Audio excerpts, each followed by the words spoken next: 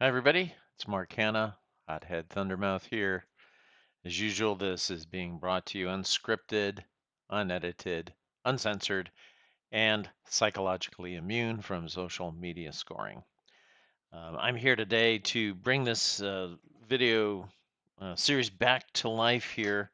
I had been playing this on the table, but we've got guests coming over, and I needed to put it away anyways. Getting dusty, had been up for about 2 months.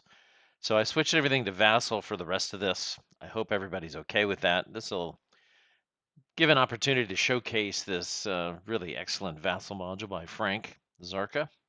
Did a good job on it. I had some previous work in some implementations, but he reworked the whole thing to be a lot more efficient. So we'll have a look at these things. The first thing we'll look at is this turn track. Hopefully you can see that well. You can see here that it's here it is, March, April 1943.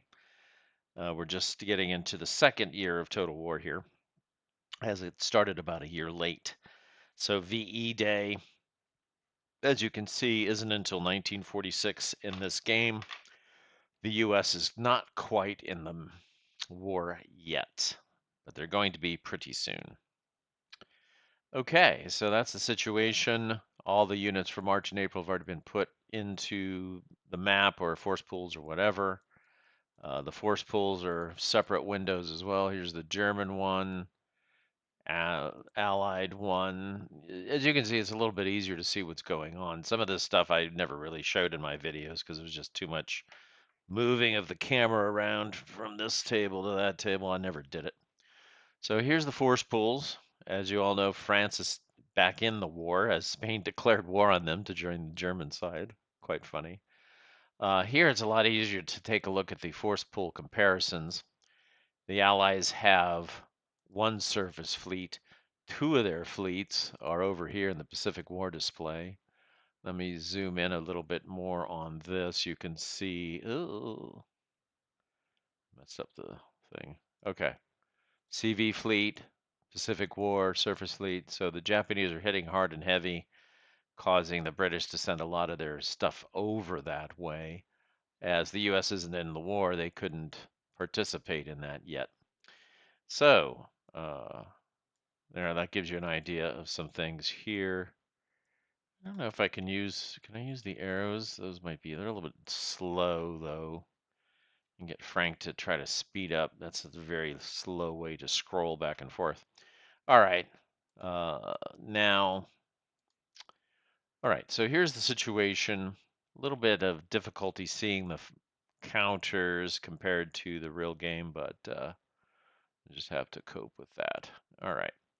So it'll be easier to look at this zoomed out for now. All right, so now we can take a look. We're starting at the beginning of the turn. The victory points are here. We're in total war, 2 VP. I think the Germans have 8 victory points. Um, let's take a look. Here they are.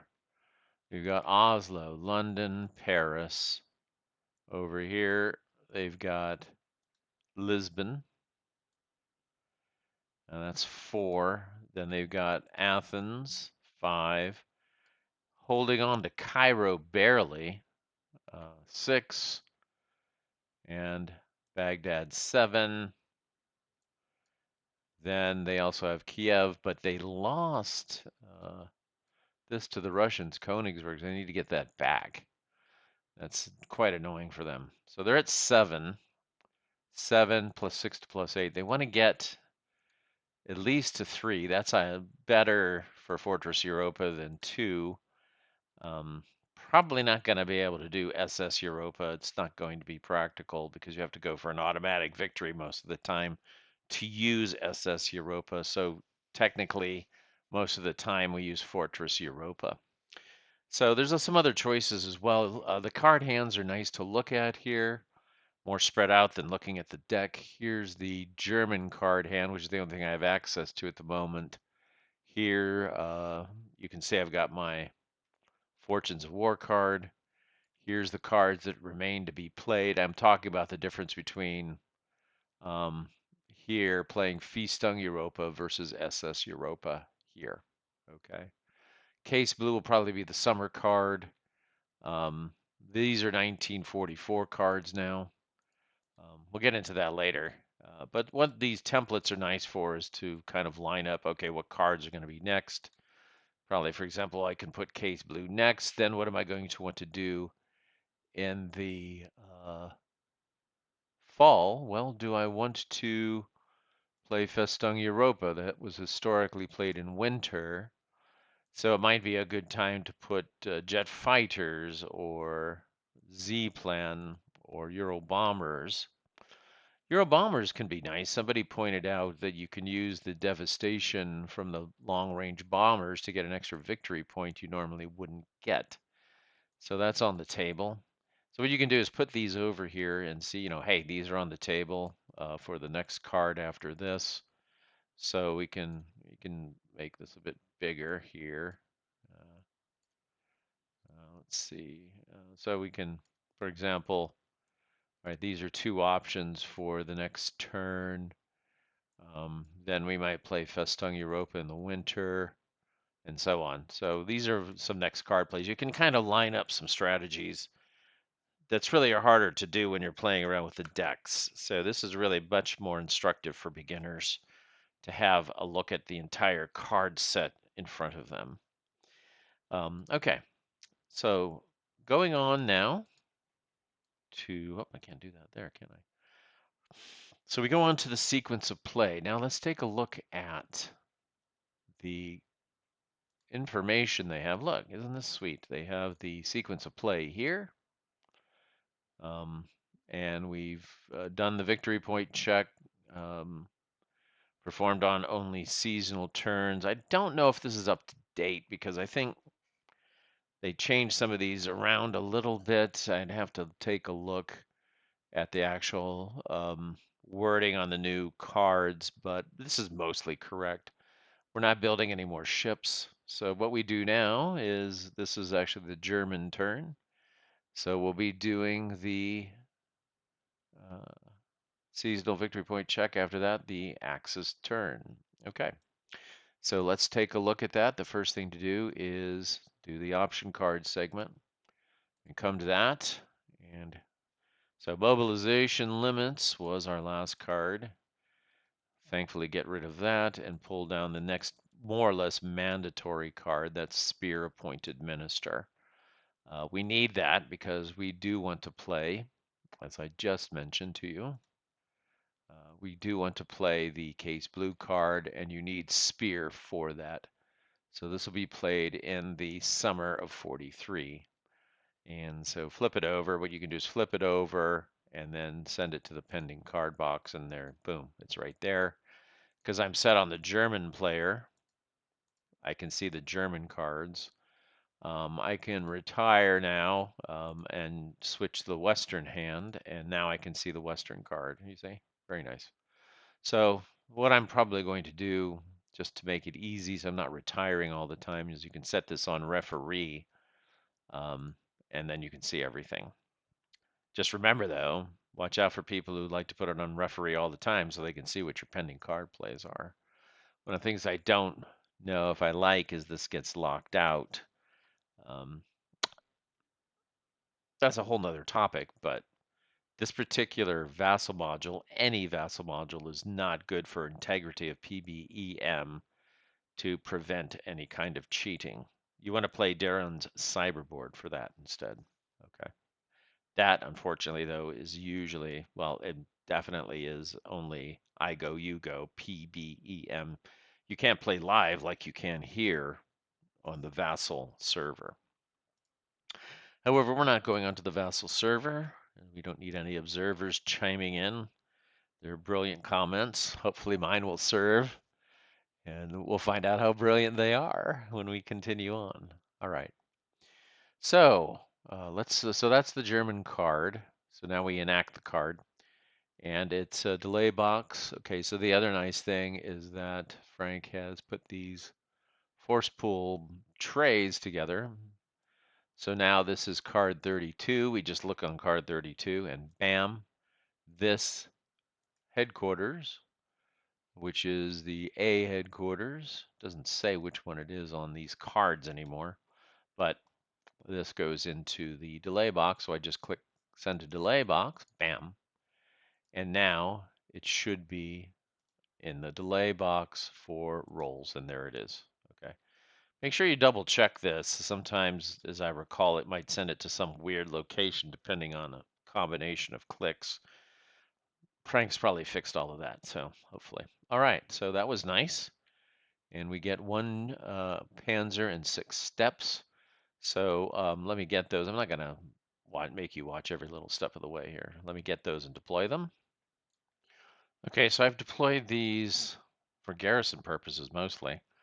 I need some garrisons over here for these ports. These are actually French ports now, so I need to actually put some stuff in there. I should keep that occupied as well. Put that guy there. So I need to have Le Havre and Calais garrisoned. It's otherwise the British could just move in. All the ports need to be garrisoned. Um, this is a bit dangerous to put this Italian unit here like this, um, because really I need a German unit for that. Um, he might get a Allies support nationalists and be able to remove that and open up that. That would be quite annoying. So we're going to do that. We're going to put that there. Okay. And then, because there's a Soviet fleet in play, now I need to garrison my own ports on the Baltic.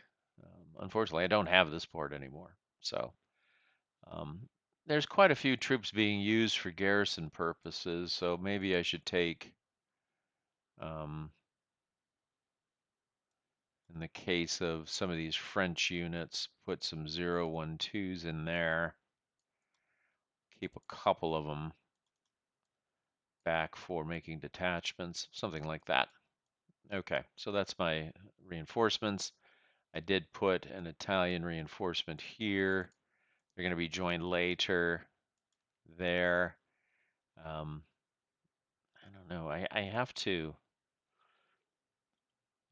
I really, really have to watch out for my Italians because I don't have any left in here. I've got some I can build here, so I'm going to have to put a supply convoy to Alexandria, but that's not going to get me supplies to there. So really, I guess I need to put it here.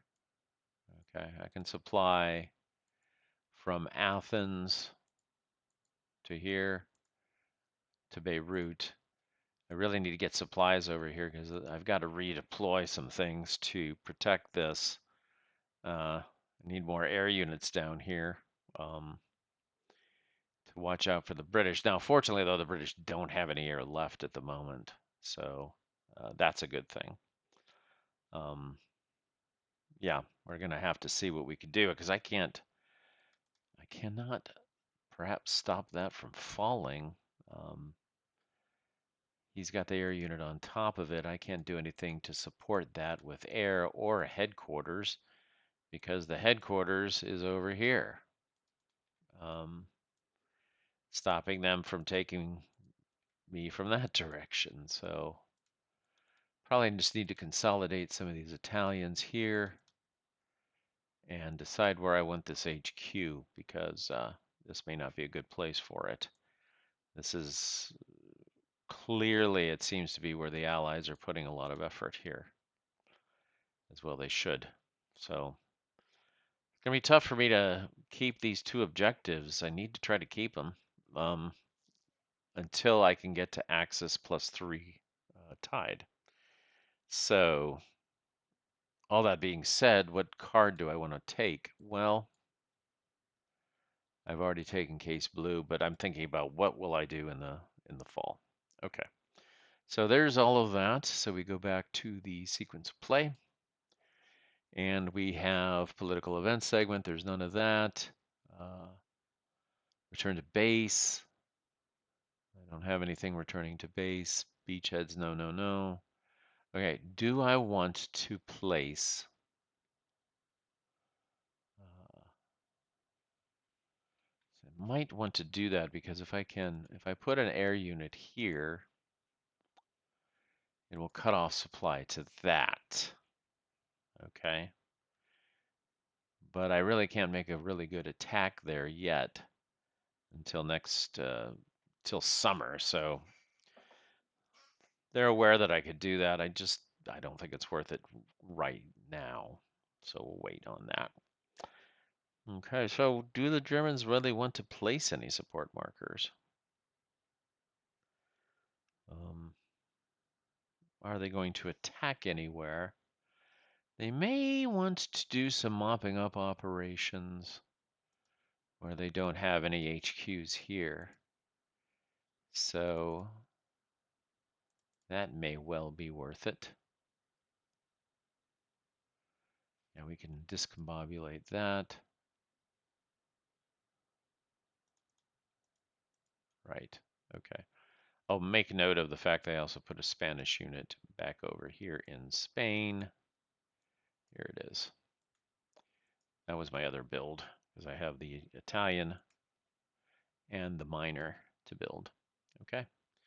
So right now I'd say no support markers unless I have some, well, the usual. I've got plenty of subs, and I got no subs coming in anytime soon. So let's yeah, look at that. I need that HQ. Where can I build that? I don't have a good place. Really need one down here. Just not enough steps. Not enough steps. This France coming back into the war is a real killer. All right. So here goes the Germans with operational moves, I think. Organization phase first. Okay, so let me organize and do my op moves. Let me pause the tape. Okay, we got a few operational things going on. Let me zoom in here for supports. You can see we're going to have an air battle. The Axis wants to put an air unit here, actually not there, here, so they can affect combat, just push them further a little bit north, get as far possible as they can. So they're going to definitely do that and try to punch some casualties here into the Russian line. But first we need to do these air attacks here. So we'll do that, then we've got some sub attacks. So I think we've got on here DODA card, conditional events, SKA cards, strategic hex tractor. I could be using that. Excuse me while I find the combat card. Right, here we go. Here's the battle board. So what we do is we put, it's not really the full battle board, is it? It's like half the battle board, but it doesn't matter. Okay. So we'll put the Germans here. They're attacking, I guess. I guess the interceptors are technically attacking. Okay, so we'll do the attacks like that, squared up to the world. The Germans fire first, so they got 3 on 3. Here we go. What kind of dice do we got here? He needs more dice, really. I'm going to have to ask for that, more dice rolls. Anyway, we'll do first one, bam, 5, and bam, bam. Oh, there's a 6. So the damage on him is a 5. You can see his defense is 4 and his damage is 2, if I got that right. So it exceeds his defense, which means it's destroyed. Okay. He'll still get to fire back, though. And now these two Germans here, they got another 6. Okay, and that one is a 3. Their damage is only a 2. So that one will be flipped. And now they fire back 3 on 3. 1, 2, 3. No, and 2 on 2. They did get a 6 on this thing, and the damage is a 5. So this one is also sunk. That leaves these guys here. All right. Not so sure I want to retreat yet. Explaining the difference here between the results. If I retreat now, it'd be a limited victory. And let me explain the difference here. Okay, so we've had one round. Success happens if the enemy task force retires after the first round without inflicting a disabled or sunk result or destroying. Okay. No, they managed to destroy one, so they can withdraw now, and then both of those are put in the delay box. So that's what they're going to do. Okay. So cycling back into the game, these two go to the delay box. Delay box. This goes to the used asset box, as does this. And both of these air units in the battle fought a stalemate, so that goes to the delay box, and so does that. Now, so the Germans will go ahead and put another, oh, can they put another Air Force? They probably don't have something within 9 hexes. 3, 6, 9. No, look. They do have these guys here, or these guys. These are really good guys, but they won't get damaged. So he's within 9 of the air base. 3, 3, 6, 8. And that's where the air unit will populate from. So this goes to the used asset box, and the Germans then place an air force where they wanted it. So that's good for illustrative purposes on how a battle like that will go. Now we'll go over to the subs. Yes, the subs are acting up. There they are. They're all attacking. They can go in any port. They'll attack here. Okay. So we've got the U-boat. Now this is over here. The SK8 cards, base attack, sub patrols. Here's a sub patrol. Okay. Select an X boat. Roll on the sub patrol table, and then put it in the enabled locks. Okay, so here we go. This one rolled a 2, so it spotted a carrier. Attack a carrier with the lowest speed factor. So we've got to go to the support units. That's going to be here. And here we go. That's going to be the Hermes. They attack with 2 dice. Rolled a 3 and a 4, so it's a miss. All right. And this goes to the naval warfare. Lay box. Next one. Rolls a 4. So on the 4, it's a big ship spotted, a BB with the lowest speed factor. That's going to be one of these French ships. Oh, and there's not a French ship. Something with a speed of 3 would be the one attacked. Let's have a look for it. There's a bunch with a speed 3, so we'll go after chance of sinking the Valiant. We'll go after the Valiant, 2 dice, and that's also a miss. And we go to the naval warfare delay box. Finally, this one. Let's see what it rolls on the sub patrol. 3. I think it can pick any big ship with that roll. Big ship attack any BB, which was the one I want to take. So these are the pride of the fleet. We'll go after the Renown. It should be sunk by now anyway. 2 shots.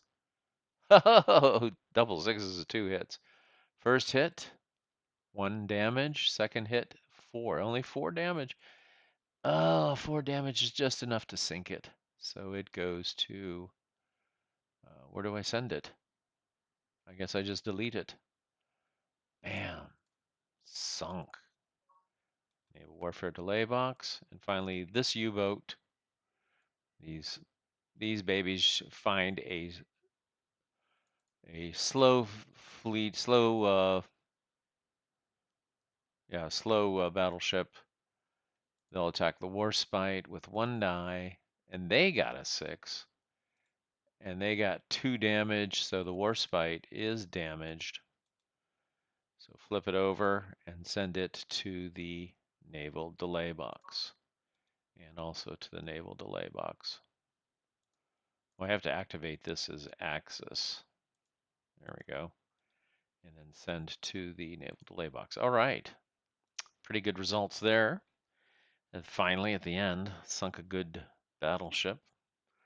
Um, okay, so that's it. Now we'll do operational movement and organize these attacks. Okay, I think that's got all of the operational moves. We actually might move him there and him there to get a better coverage along that river line there. I'm going to keep the supply lines open. Lvov is obviously very important. Okay, so there's not going to be any attacks along here. There's too many HQs. The Germans, you can see, they've occupied everything. Man, look at all that. They got to hold 1, 2, 3, 4, 5, 6, 7. I don't know if I counted that twice. 1, 2, 3, 4, 5, 6, 7, 8, 9, 10 steps. This guy's going to Italy where he belongs. 10 steps to hold France. And look at it. It's sitting over there still. Okay. And I think I can put a partisan base there when it's the Allied turn. All right, so that's the operational movement phase. Let's do combat. We got 3 combats. 1, 2, and 3. I guess we'll do 1 and 3 first.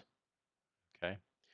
So we've got the HQ's helping these guys out. So they got 5, 11 to 3, 9, 3 to 1, then a 4 to 1, and then let's look at the CRT. So it goes shifts. So it starts at a 3 to 1, shifts to that one, then it's a 6 to 1. So 6 to 1 on those guys with a 2. That's pretty good. Sounds good. It's a DR3. Ooh, okay. So here they go.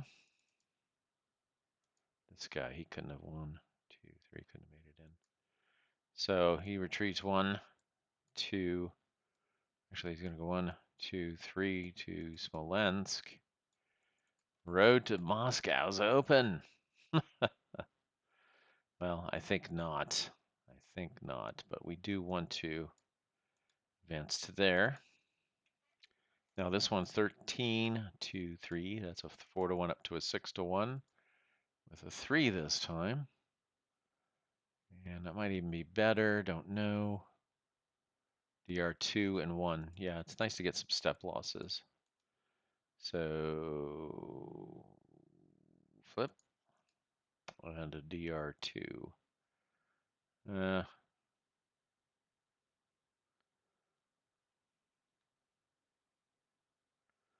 you know what? I think